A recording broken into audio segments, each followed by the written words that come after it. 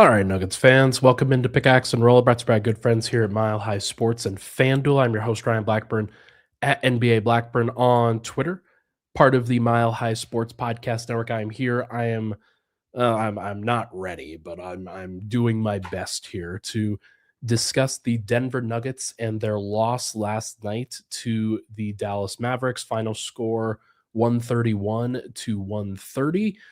Unfortunate loss for sure. Denver, they take it down to the buzzer. They go down by a lot initially, work their way back. Looks like they have an opportunity to win.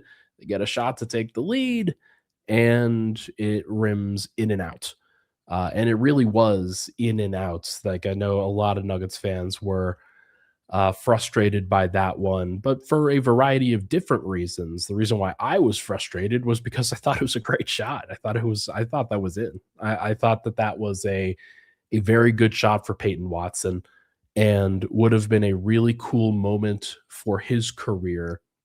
Basically a developmental moment, one of those that you think back on in a young person's career and say, this is the exact time and place where somebody had their growth, where somebody had their coming of age story, I guess. And Peyton's, like, he's in the fourth year of his career. Like, he's had more time than that. But I do think that, like, that would have sort of been a nice little catalyst, and still gonna have to wait for it just a little bit longer. My name is Ryan Blackburn, host here at Pickaxe and Roll, and over here at Mile High Sports.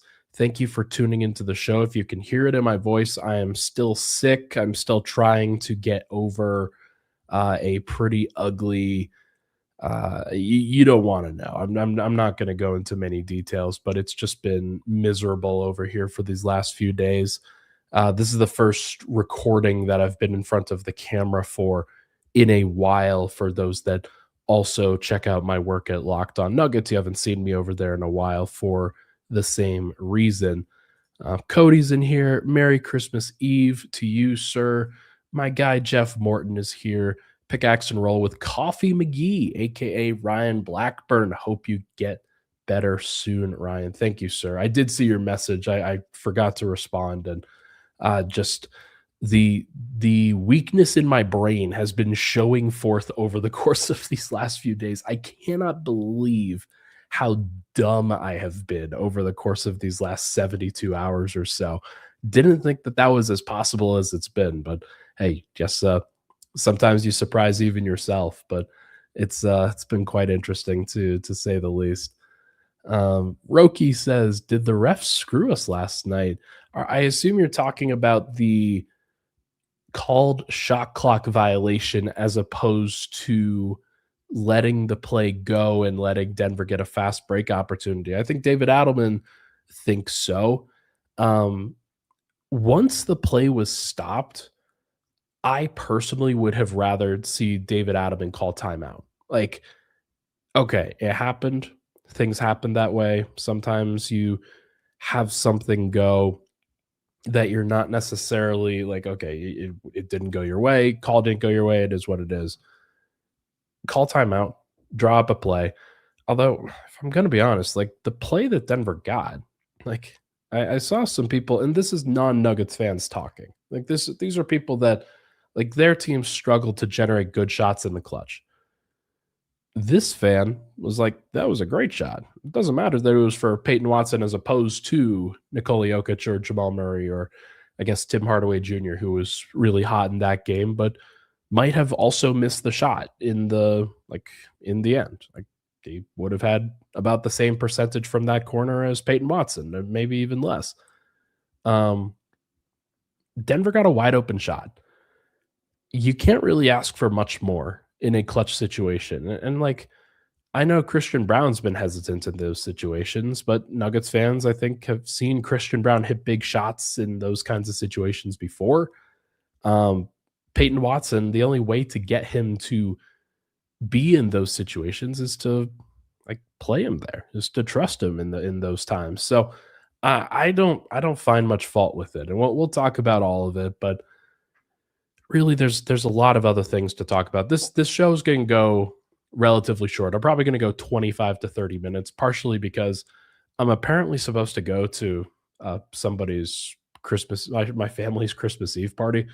I'm not sure I'm gonna make it. I've gotta be honest, I don't think it's a great idea for me to be leaving the house right now, but, um, I've got some other, things to pop over to as well. So we're gonna talk about the game. We'll be brief with it. We're not gonna overlay too much, but then we're gonna get to Cam Johnson, who I think is the large story for this particular show. Um, we'll get into that in just a bit. The reason why this game was a 1-point loss was not because of the Peyton Watson shot. It was because the Nuggets gave up 41 points in the first quarter and 37 points in the third quarter. Denver's offense was not great in any quarter but the third quarter, in which they scored an absurd 47 points trying to come back in this game. And they've had that happen before, right? Where they go in these matchups and Dallas is a pretty solid defense, despite the fact that they're starting some underwhelming guards. They are a pretty solid defense, and Cooper Flag's a very good defensive player. Anthony Davis is obviously well known for his defensive escapades. And to close the game, they had Daniel Gafford in there next to Anthony Davis. So you've got extra size and physicality and things like that. Najee Marshall is also a pretty solid player on the defensive end.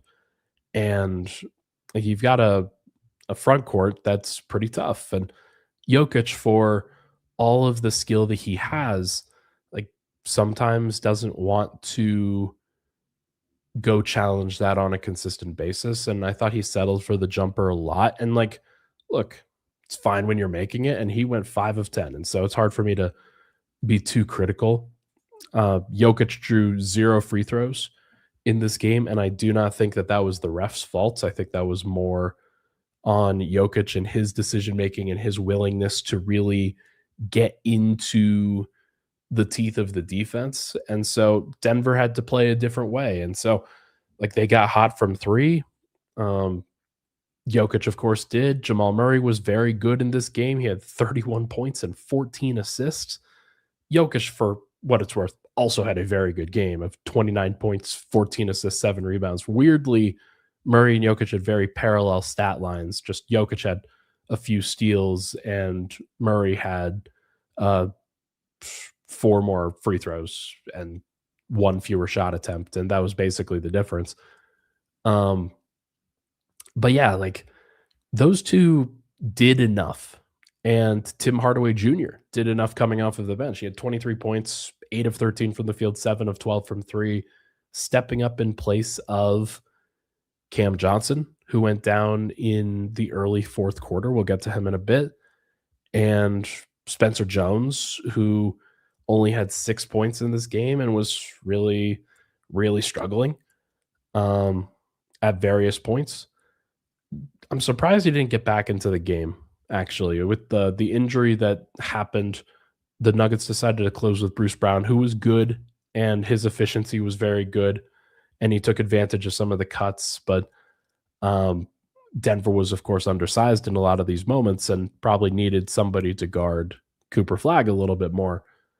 Tim Hardaway needed to be out there. And then Peyton Watson was in foul trouble for the entire game. The Nuggets would have played Peyton Watson more. They would have gone to him as a shooter a little bit more than they did. But he was in foul trouble for a lot of this game. And so really struggled to develop a rhythm.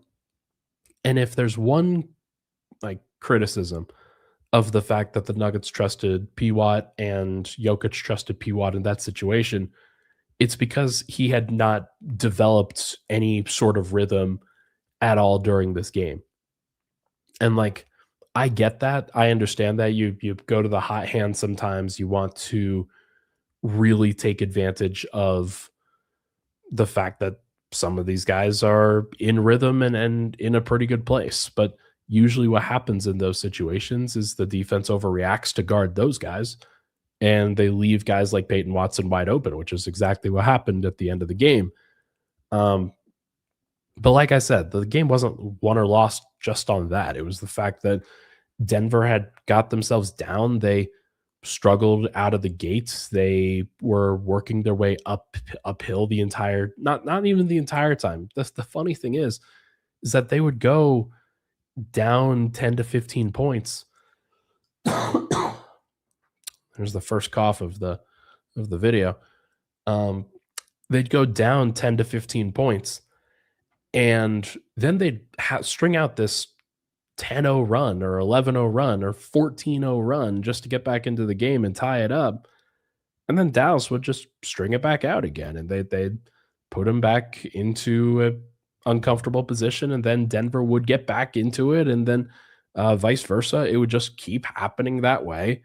And I just thought the way that things went, Denver, like they kept messing with it. I think they thought that they could win it at the end the entire time.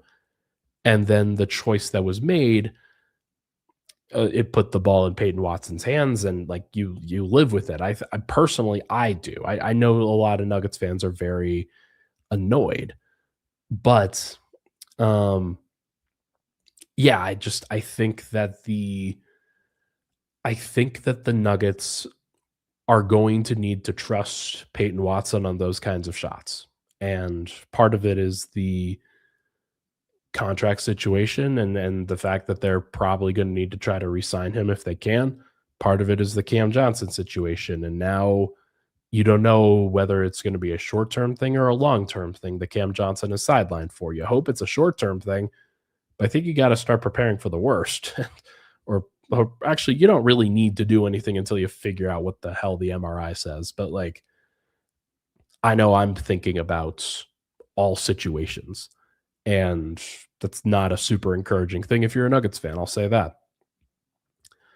Um, I think that, like, first of all, like Jokic and Murray played well enough. Tim Hardaway played well enough. I thought Bruce Brown did some good things. He actually got some good stops towards the end of the game, including a couple on Cooper Flag. Cooper Flag was incredible. I was really impressed with Cooper and just his ability to take over in clutch situations and play with such poise. And I had seen the clutch stats for him. He's one of the leaders in clutch points in the entire NBA this season. And I had seen it and thought, okay, well, let's at least see what this is like.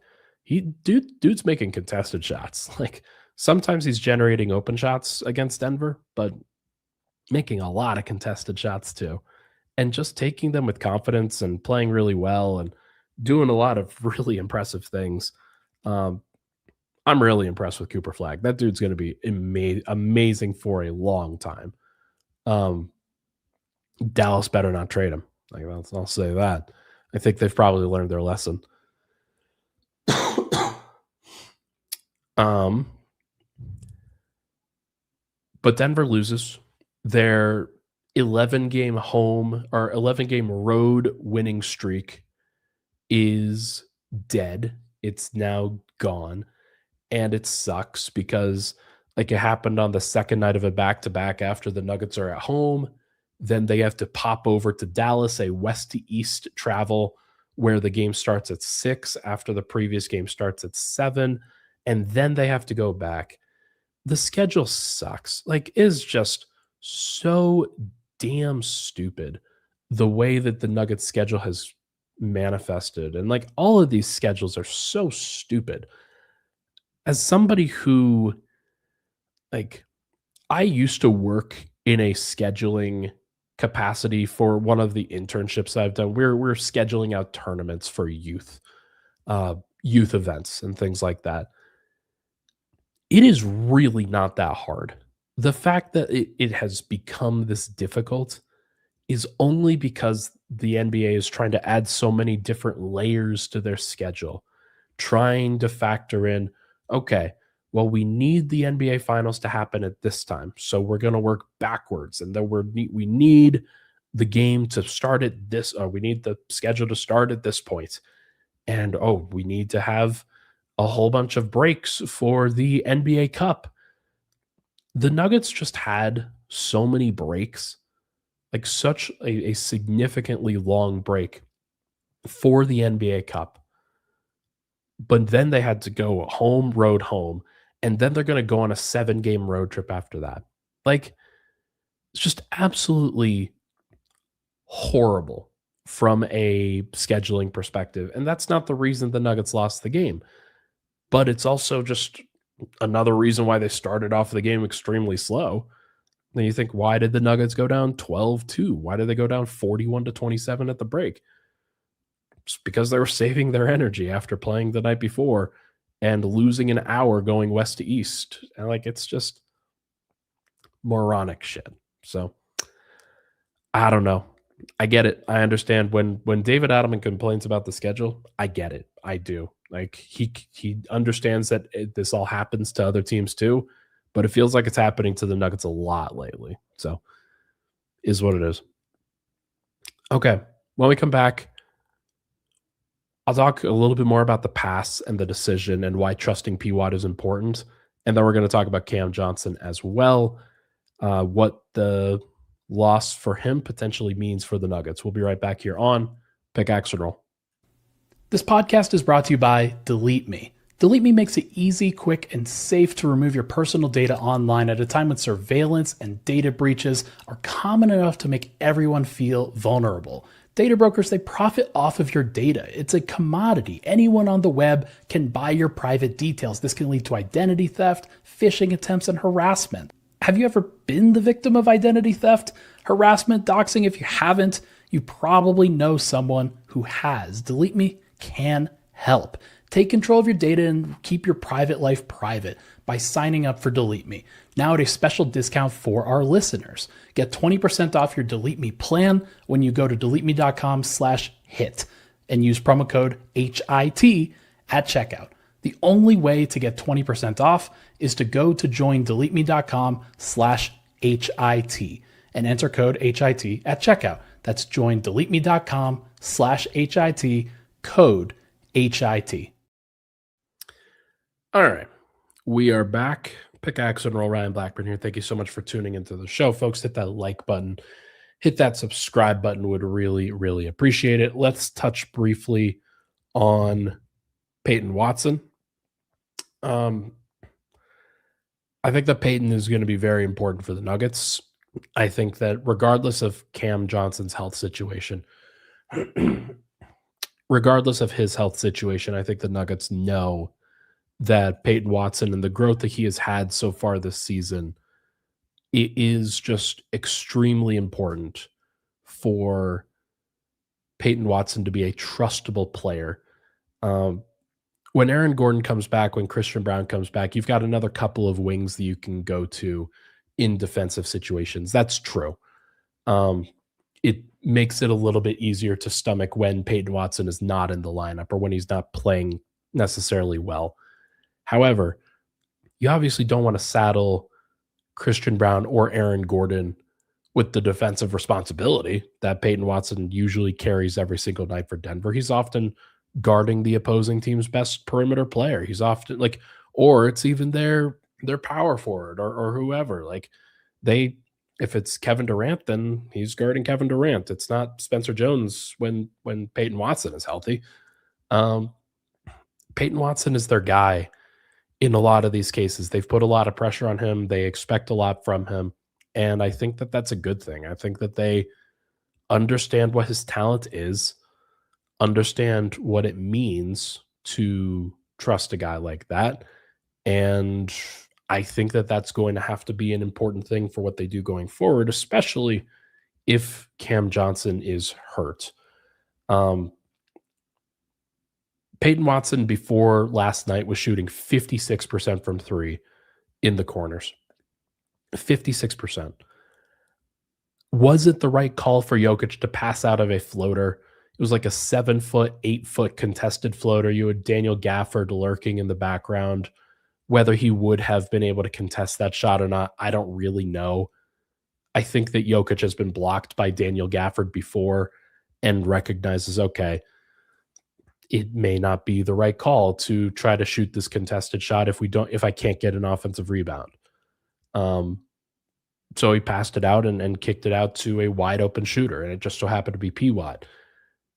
The real question, and I've talked about this, maybe they should have called timeout. Maybe the actual play should have been designed a little bit better, and you flip Peyton Watson and Tim Hardaway on the floor, and you say, okay, Peyton Watson, you're in the strong side corner on the right side of the floor.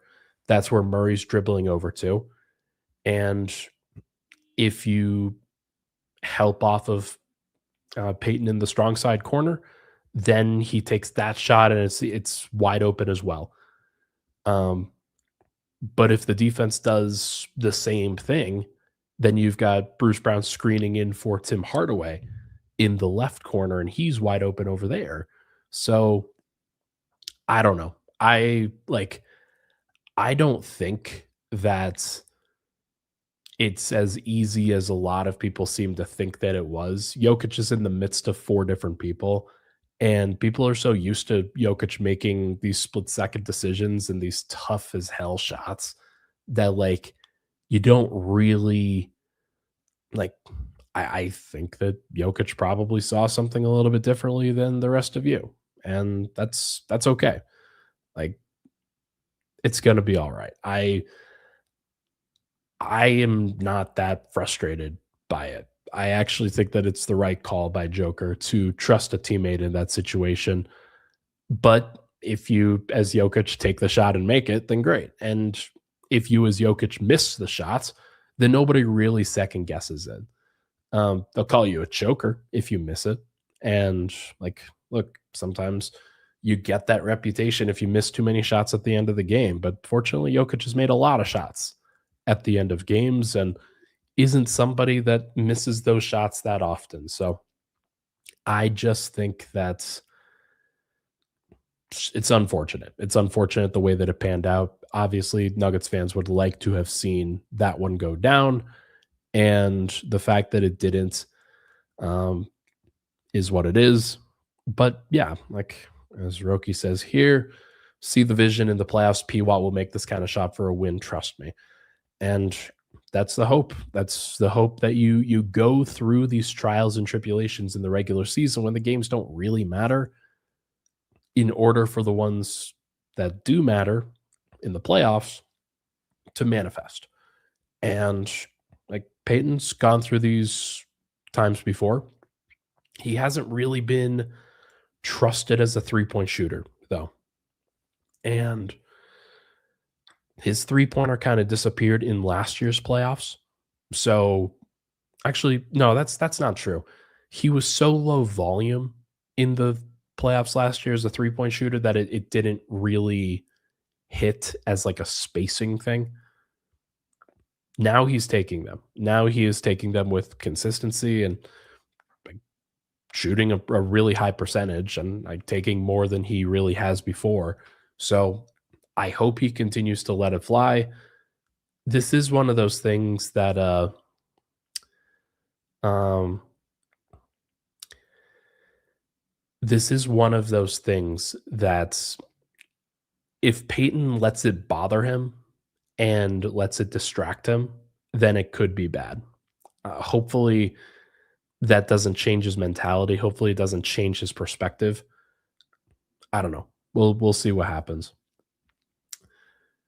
As for Cam Johnson, which is what I titled this podcast, Cam Johnson is injured. The way that it looked like a torn ACL, just to me. There have been others that have said that it looked like a hyperextension to them. And hopefully that is the case. Hopefully the MRI confirms that it's a hyperextension, which is usually like in the 4 to 5 week range, somewhere around there. Hopefully it's minor. Hopefully there's nothing really significant to have to think about from that perspective. If it is not a minor injury, if it is in fact a major injury, the Nuggets, when they sent out the injury report during the middle of the game, they called it a right knee sprain, questionable to return. I remember very vividly that when Jamal Murray tore his ACL back in 2021, the Nuggets called it a left ACL or a left knee sprain, questionable to return for the rest of that game. And I was like, "Are you kidding? Like, are we serious? Like, there's absolutely no way that that's a questionable to return designation, but that is just the it's just standard code of practice for what the Nuggets like to put out there and have put out there before. Um, and so with that in mind, like I'm not just gonna sit here and say that just because this thing happened in the past means that that's what's gonna happen now. Like that it could be completely different. But Cam Johnson certainly grabbed his knee the way that you would like to not have seen already. Um, yeah, it's tough. It's tough. Okay, this person's immediately getting banned.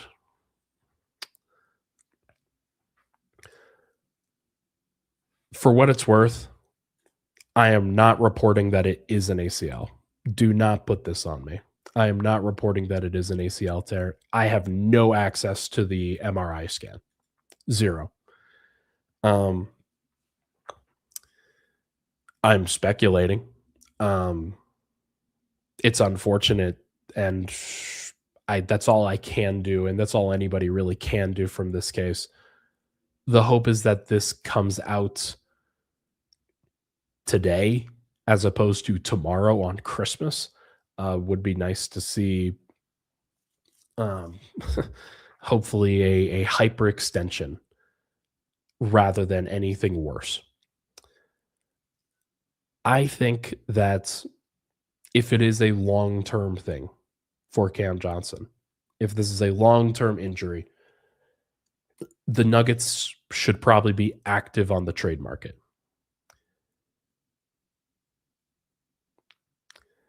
And that sucks.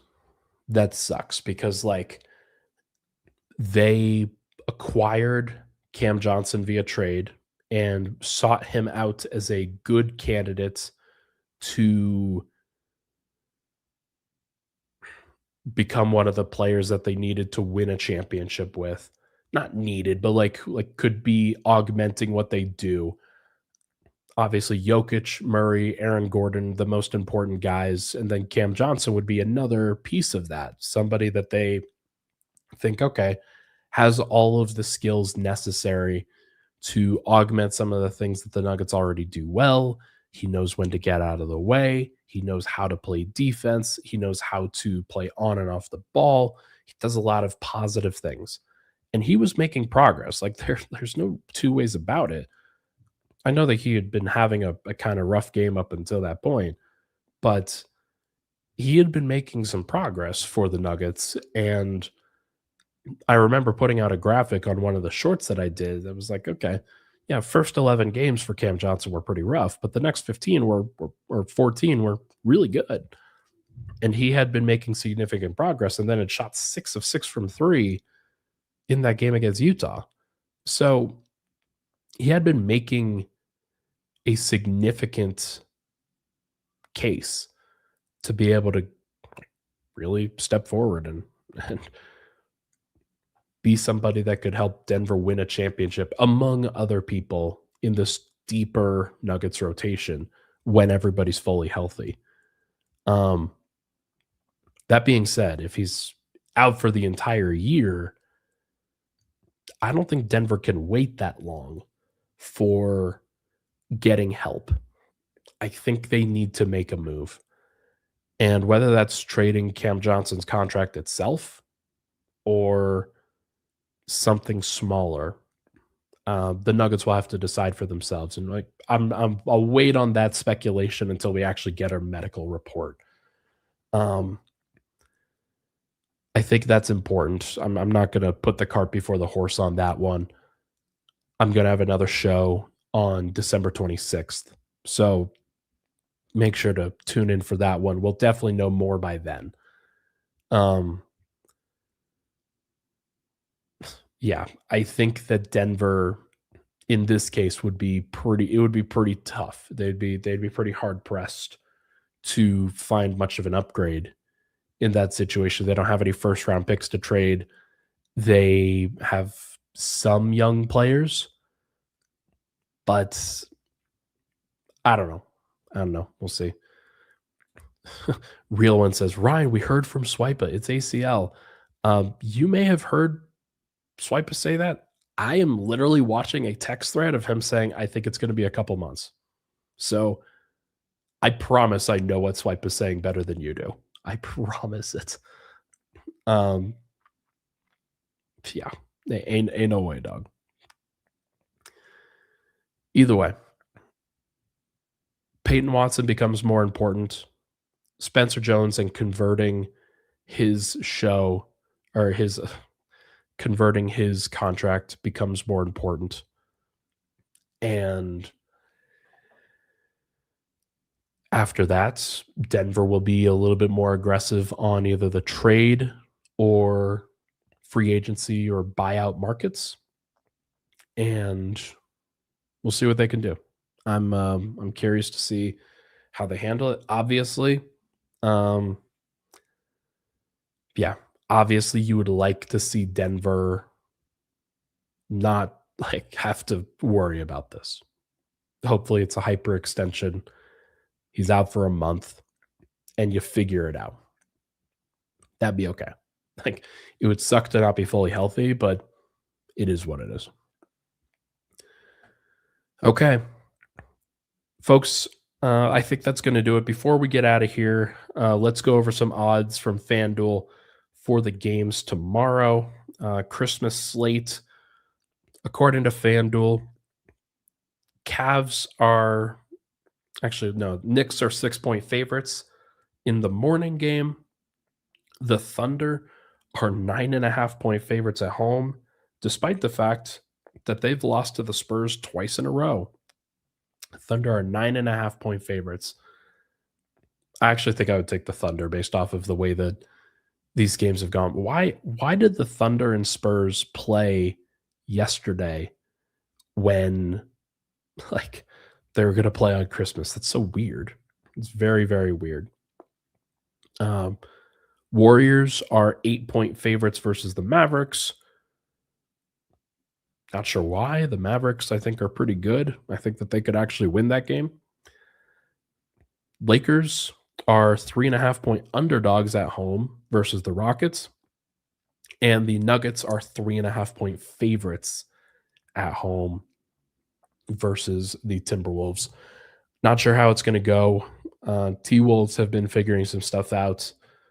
They're still really good. Like, they're going to be healthier than they've been in either of the first two games versus the Nuggets. And the Nuggets are not going to be. So, Merry freaking Christmas, everyone. We'll see how it goes. Everybody, that is going to do it for this episode of Pickaxe and Roll. Sorry I sound like this. I'm also sorry I sound like this.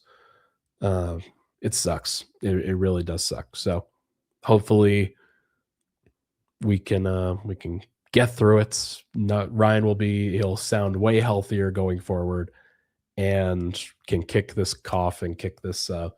It's really the flu. That's really what this is. So Ryan's having his flu game as he often does around this holiday season. So thank you everybody for tuning into the show. Really appreciate the love and support. Thanks for tuning in live. Thanks for being a part of the community. Hit that like button, hit that subscribe button on the way out. I'll talk to you guys very soon.